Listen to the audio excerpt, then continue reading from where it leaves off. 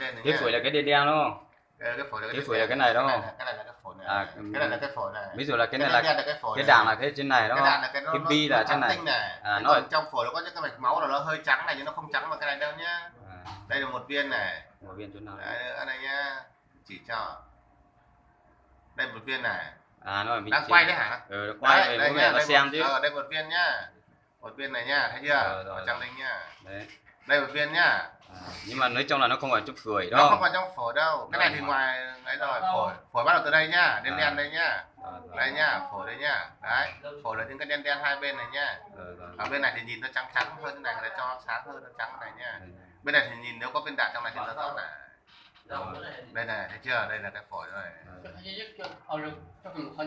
Đấy, cái phổi đây nhá. Hai viên trong củ này nó đi là tất nhiên là nó rơi vào trong này đúng Nó không? ở trong thịt nó không rơi vào được. Không, nó đây cái này nó ở cái thịt này cái chỗ này này.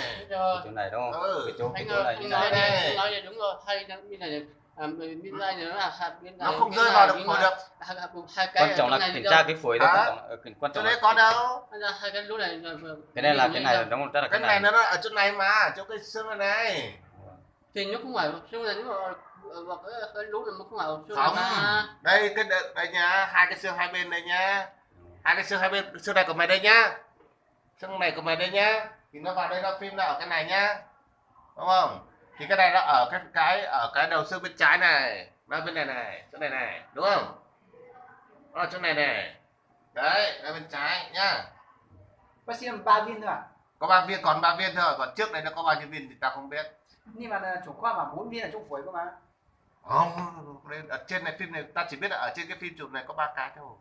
Thì sáng nay đi gặp chủ Không, trong phổi không có đâu. Chủ khoa có bảo thế mà không bảo chủ khoa Nhưng mà bảo. bây giờ chụp hay là Chủ khoa bảo lần thứ 3. Cái này là chụp khoa là cho chúng mày đi chụp là chụp cái phổi cái ngực thôi. quan trọng là Thế phổi. còn cái viên nó nằm ở trên cái đấy là không quan thì trọng, cái đấy là thấy. không, ví dụ là cái này là không ảnh hưởng đến tính mạng, thì mình chỉ sửa cái ở trong phổi thôi. Cái chỗ nào thì cũng có thể ảnh hưởng đến tính mạng. Luôn nhất là một phổi thôi. Không. Bác sĩ bảo 4 viên trong phổi mà. Đấy, nhớ là mình nhớ là lo cái trong phổi thôi, ở ngoài thì mình cũng chẳng lo mấy. Đây, cầm về cho một trưởng khoa nhé. Đọc từ đấy, đọc không có tên trong phổi đâu. Đấy, nhá.